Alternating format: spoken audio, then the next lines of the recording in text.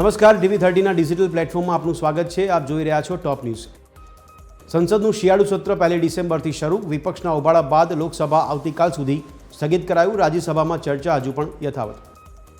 મધ્યપ્રદેશના રાયસેનમાં બરેલી પીપરિયા રોડ પર મોટો અકસ્માત। પુલનો ભાગ તૂટી પડતા 4 બાઇક સવાર નદીમાં પડી ગયા। આ ઘટના MPRDCની બેદરકારીને છતી કરે છે। તો શિયાળુ સત્ર પહેલા વડાપ્રધાન નરેન્દ્ર મોદીએ વિપક્ષને કડક સંદેશ આપ્યો હતો। તેમણે કહ્યું કે વિપક્ષ અસ્વસ્થ દેખાઈ રહ્યો છે। તેમણે નાટક પર નહીં, નીતિ પર ભાર મૂકવા માટે હાકલ કરી। જસ્ટિસ નાગરત્નાએ હરિયાણાના સોનીપતમાં એક કાર્યક્રમ દરમિયાન એક નિવેદન કર્યું। કોર્ટના નિર્ણયો રેતીથી નહીં, શાહીથી લખાય છે। ન્યાયતંત્ર માટે રાજકારણથી અલગ થવું જરૂરી છે। તો ડિસેમ્બરની ઇવેન્ટ લિસ્ટ જાહેર કરાયું। પુતિનની ભારત મુલાકાતનું આયોજન છે, તો IPL હરાજી અને ક્રિસમસની થશે ઉજવણી।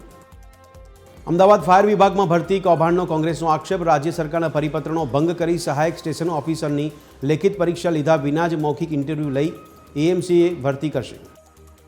ગીતા જયંતિ મહોત્સવમાં સ્વામી પ્રદીપ્તાનંદ સરસ્વતીનું આહવાન। પરિવારમાં 3 સંતાનનો સંકલ્પ લે, તેના જ લગ્ન કરવા।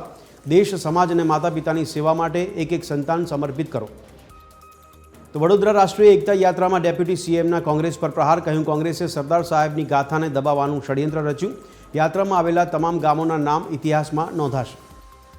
છોટાઉદેપુર જિલ્લામાં યુરિયા ખાતરની તીવ્ર અછત। 2 થેલી ખાતર મેળવવા માટે ખેડૂતોના ધરમના ધક્કા।